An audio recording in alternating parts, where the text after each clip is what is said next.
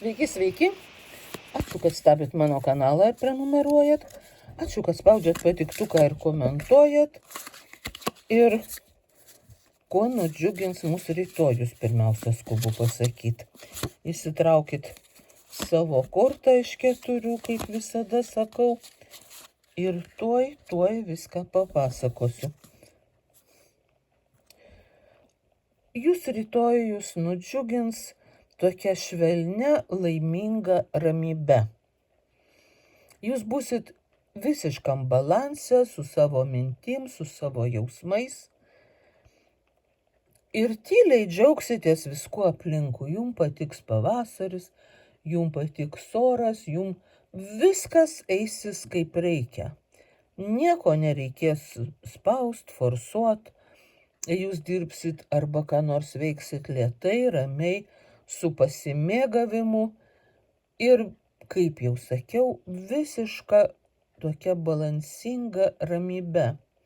Ne tai, kad jūs jau visiškai užmigę ir visai abejingi.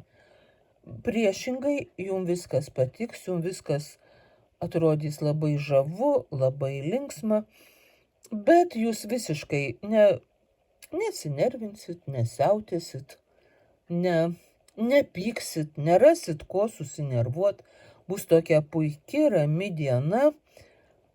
Gal jums ir kiekviena diena tokia, aš nežinau, bet jeigu kam nors ne kiekviena diena tokia, tai tikrai pasimėgausit šitą.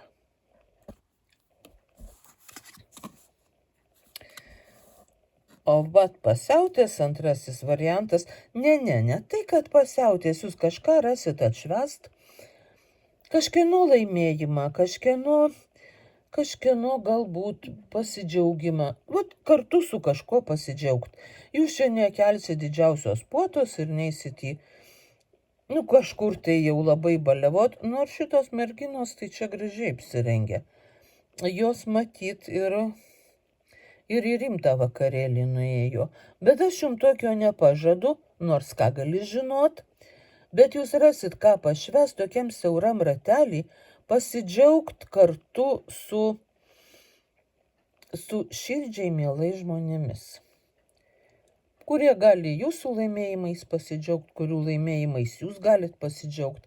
Gal atšvesit kokį gimtadienį, taip be didelio baliaus. Tiesiog kažkur susėsit ar sutūpsit ir gal išgersit limonado kokio po šaukštelį putojančio. Suvalgysit kokį pyragaitį irgi gali būti ir mielai pasišnekėsit. Ir taip šventiškai, su tokiu lengvu, maloniu džiaugsmu.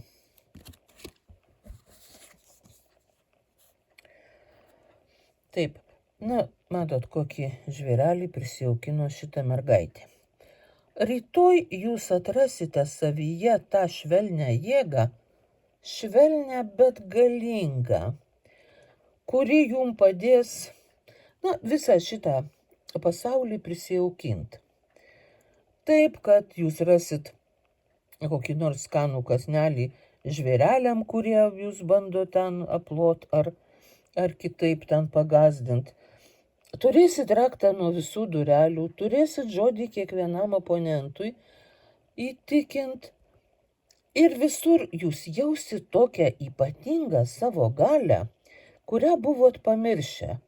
Jūs ją kartais pamirštat, jūs nešiojatės tą galią visada, bet pamirštat ją naudotis. Jums rytoj jos prireiks, jūs rytoj ją prisiminsit, pasinaudosit ir pagalvosit, kodėl aš ją nesinaudoju kasdien. Todėl prisiminkit jūs ją. Ir pasinaudokit ir toliau, ir vėliau, ir neleiskit ją užsnaust. Jūs jos nenaudosit piktiem kėslam. Jūs savo šitą jėgą naudosit kažkokiem dalykam, kuriuos jūs manot, kad reikia sutvarkyti taikiai, ramiai, bet taikliai ir užtikrintai. Stebėkit, jums labai patiks, tai yra labai įdomu.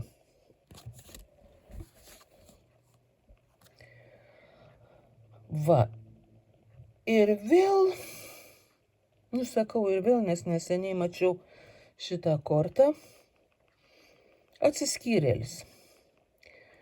Tai jūs rytoj, neišeisit jūs į vienuolyną ir neišvažiuosit į kalnus medituot. Tai tikriausiai, nes per vieną dieną tai nespėsit. Bet jūs norėsit šiek tiek atitolt nuo viso triukšmo, kažkur pasišalint į atskirą kabinetą ar atskirą kambarį, ar gal į kokį parką, kad jūs galėtumėt kažką apgalvot, susitelkt kažkokiem savo tikslam, savo veiksmam, kad jum netrukdytų. Jūs sprendžiat uždavinį turbūt kažkokį sudėtingą, ar galvojat, kuriat planus ir jum reikia,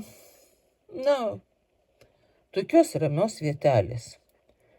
Ir jūs taip ir padarysit. Jūs nesijausit vieniši, jūs tiesiog pasivaikščiosit po erdvę, kur jum niekas netrukdo ir jūsų niekas neblaško. Puiki diena.